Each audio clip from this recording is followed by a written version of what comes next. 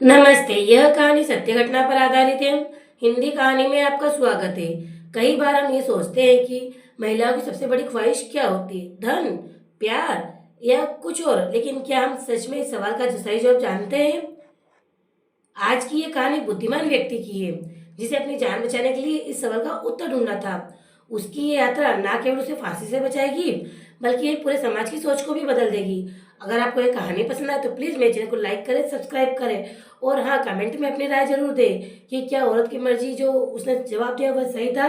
तो आइए इस अनोखी और प्रेरणादायक कहानी औरत की मर्जी को विस्तार से सुनते हैं। बहुत समय पहले एक विद्वान को राजा के दरबार में मौत की सजा सुनाई दी गई।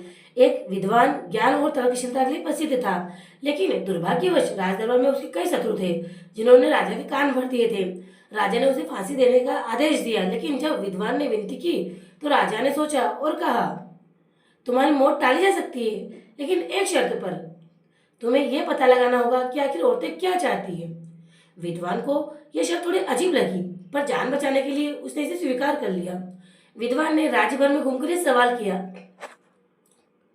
राजमहल की रानियों से, साधारण स्त्रियों से, गरीबों से, व्यापारियों से, सेविकाओं से और विदोषियों से, लेकिन उसे किसी से अलग अलग उत्तर मिले।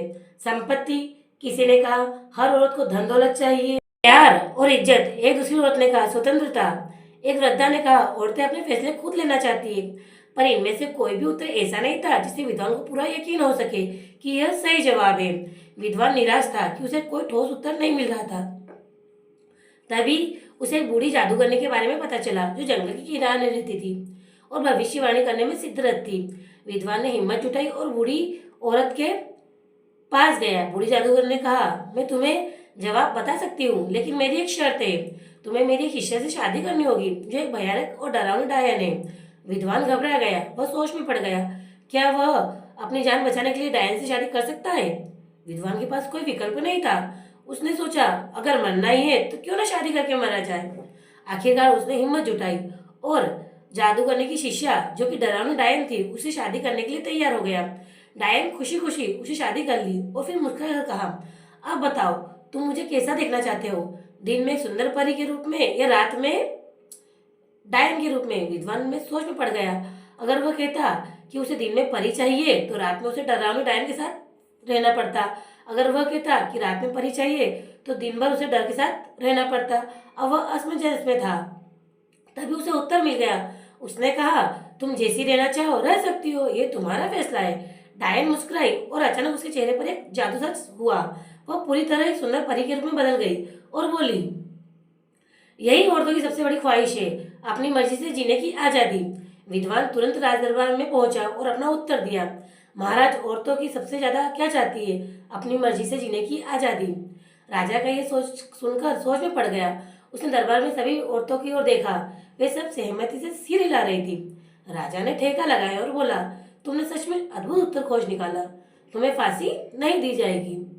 विद्वान की बातों में राजा इतना प्रभावित हुआ कि उसने महिलाओं को और अधिक अधिकार देने के लिए नए कानून बनाए। अब महिलाओं को अपनी मर्जी से शादी करने, व्यापार करने और संपत्ति रखने का अधिकार मिल गया। अब वे अपनी इच्छाओं के अनुसार जीवन जी सकती थी। अब उन्हें केवल समाज की परंपराओं के अनुसार नहीं चलना पड़ता। यह क्रांति शुरुआत थी। कुछ दिनों बाद विद्वान अपनी पत्नी के पास लौटा और पूछा, तुमने अचानक से अपना रूप कैसे बदला? डायन मुस्कुराई और कहा, मैं कोई साधारण औरत नहीं, मैं एक परी थी जिसे श्राप मिला था। जब तक कोई पुरुष मुझे अपनी मर्जी से जीने की आजादी नहीं देगा, तब तक मैं डायन बनी रहूंगी। तुमने मेरी मर्जी का सम्मान किया, इसलिए मैं श्राप समाप्त हो गया। विद्वान ये सुनकर स्तंभ रह गया। हालांकि राजा ने नए कानून बनाए थे, लेकिन समाज की मानसिकता बदलने में समय लगता है। बहुत से लोगों को यह बात समझ नहीं आ रही थी कि महिला भी स्वतंत्र चाहती है। कुछ पुरुषों ने इसका विरोध किया, कुछ महिलाओं ने भी इसे गलत समझा, लेकिन विद्वान और उसकी पत्नी ने हार नहीं मानी। विद्वान ने राजा के सहयोग से पूरे राज्य में महिलाओं की शिक्षा शुरू करवाई। लड़कियों को पढ़ाया जाने लगा, उन्हें आत्मनिर्भर बनाया जाने लगा।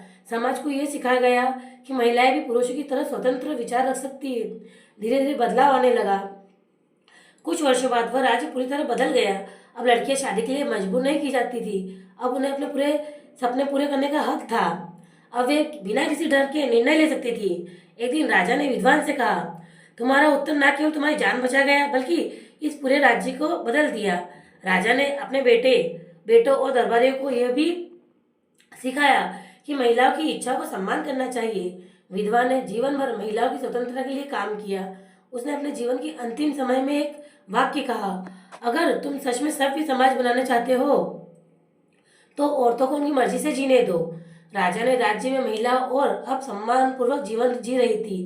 वे शिक्षित हो रही थी, व्यापार कर रही थी और अपनी मर्जी के अनुसार जीवन में फैसले ले रही थी। इस कहानी से हमें को मिलता है कि सच्ची स्वतंत्रता वही है जहाँ हर इंसान को अपनी मर्जी से जीने का अधिकार मिले, चाहे वह स्त्री हो या पुरुष।